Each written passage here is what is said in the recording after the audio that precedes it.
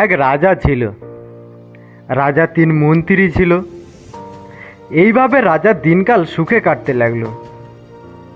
কিছুদিন পর রাজা একটা জিনিস লক্ষ্য করলো, যে তার কোষাগার থেকে টাকা চুরি হয়ে যাচ্ছে।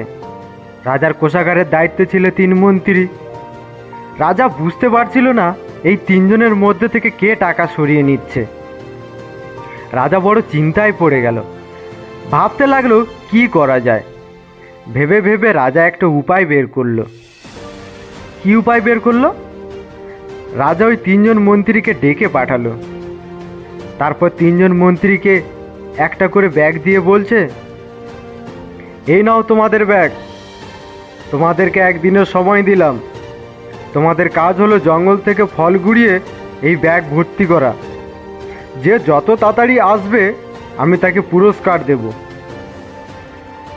রাজার কথা মতো 3 মন্ত্রী বনে চলে গেল। এইবার প্রথম মন্ত্রী রাজার আদেশ মতো খুব পরিশ্রম করে ভালো ভালো ফল ব্যাগে ভর্তি করলো। দ্বিতীয় মন্ত্রী কি করছে? না, দ্বিতীয় মন্ত্রী মনে মনে ভাবছে, আরে রাজার অত টাইম কোথায়? রাজা তো ভালো করে দেখবেই না যে আমার ব্যাগে কেমন ফল আছে। তো আমি এক কাজ করি, যা ফল পাই তাই দিয়ে ব্যাগ ভর্তি করি। এই ভেবে দ্বিতীয় মন্ত্রী পচা ফল, ভালো ফল, যা ফল পায় তাই দিয়ে ব্যাগ ভর্তি করে। এইবার তৃতীয় মন্ত্রী কি করছে? তৃতীয় মন্ত্রী তো বড় চালাক। ও মনে মনে ভাবছে, রাজা খুব ব্যস্ত মানুষ। রাজার 4-5টা বউ আছে। রাজার 10-12টা ছেলে মেয়ে আছে। রাজার অত টাইম কোথায় ব্যাগের চেন খুলে দেখার, এর মধ্যে কি আছে? এই ভেবে মন্ত্রী কি করছে, যা পাথর, কাঠ, পাতা সব দিয়ে ব্যাগ ভর্তি করেছে। এইবার 3জন মন্ত্রী গেছে রাজার কাছে, গিয়ে বলছে, মহারাজ, আই হ্যাভ কাম। আমি এসে গেছি।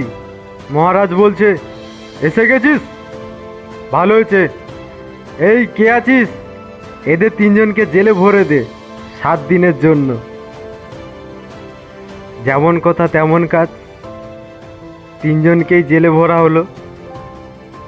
প্রত্যেকের জন্য এক একটা রুম। এই 7 দিনে কেউ ওদেরকে খাবার দেবে না, দেখা করবে না।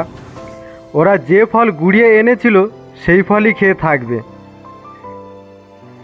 এইবার প্রথম মন্ত্রী তো ভালো ফল গুঁড়িয়ে এনেছিল। ও সেই ফলকে আরামসে 7 দিন কাটিয়ে দিল। এইবার দ্বিতীয় মন্ত্রী যে ছিল, ও তো মনে মনে ভাবছিল যে রাজার এখন টাইম কোথায়। এখনও মনে মনে ভাবছে, আমার টাইম কোথায়? আমি তো এই ফল খেয়ে খুব জোর 3 দিন চালাতে পারবো। তো দ্বিতীয় মন্ত্রী 7 দিনের মধ্যে অসুস্থ হয়ে গেল। তৃতীয় মন্ত্রী যে ছিল, সে খুব চালাক। সে মনে মনে ভাবছিল, রাজা খুব ব্যস্ত মানুষ। রাজার 4-5টা বউ আছে। রাজার অত টাইম আছে নাকি ব্যাগের চেন খুলে দেখার? ওর তো এখন মাথায় হাত। 7 দিন কি খাবে? ব্যাগে তো শুধু পাতা আর পাথর।